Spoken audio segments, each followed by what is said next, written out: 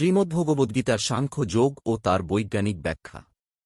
মূল শ্লোক: নাস্তো বিদ্যতে ভাবো না ভাবো বিদ্যতে সদ উভযোর্পিয়ন্ত তঞ্জস্তত্ত্বদর্শিভি।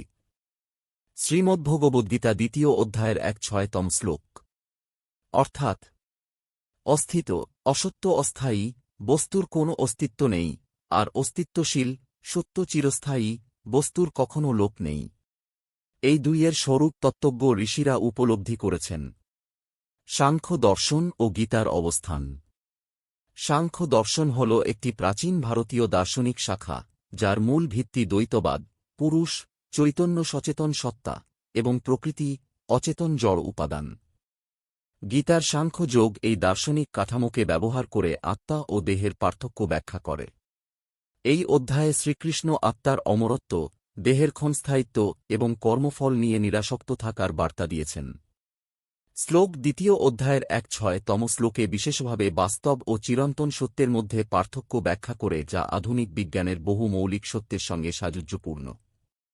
মৃত্যু ও জীবনের রূপান্তরমূলক ব্যাখ্যা।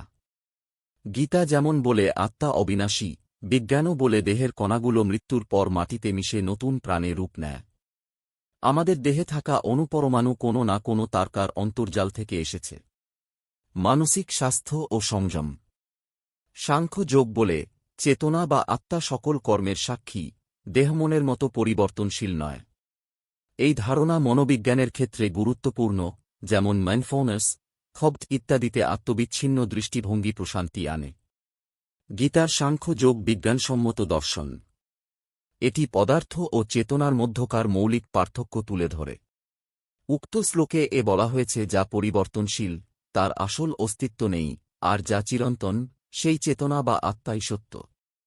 এই দৃষ্টিভঙ্গি আজকের আধুনিক বিজ্ঞানের মূল ভিত্তিগুলোর জরায়ু রূপান্তর, শক্তি সংরক্ষণ, আপেক্ষিকতা, চেতনার রহস্য সঙ্গে অভূতপূর্ব মিল রেখে চলে। তাই গীতার দর্শন শুধু ধর্মীয় নয়, বরং এক বহুমাত্রিক সত্যের সন্ধান, যা বিজ্ঞানের চোখেও আলোচনার যোগ্য।